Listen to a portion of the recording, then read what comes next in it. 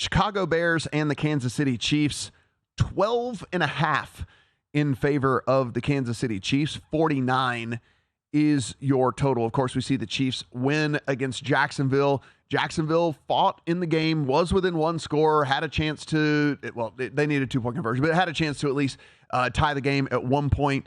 But the Chiefs were pretty resilient. One thing I did notice, too, Travis Kelce did gut it out. He did play today. You could see, though, it's still bothering him. This knee thing is still bothering him. He's limped off a couple of different times. You could see that he was, like, rubbing on it a couple of different times. So he is definitely less than 100%.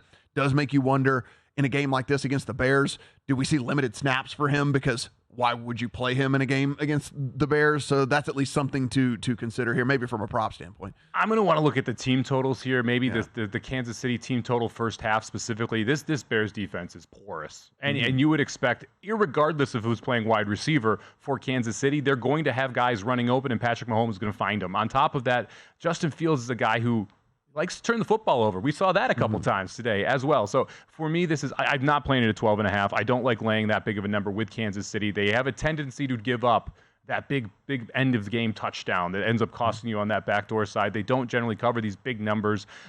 To me, like, maybe you look over here because you could see, like, Chicago's defense not very good, but I was really impressed with Kansas City's defense. So I'm going to mainly look at team totals here in this spot, see if I can get something first half Chiefs over.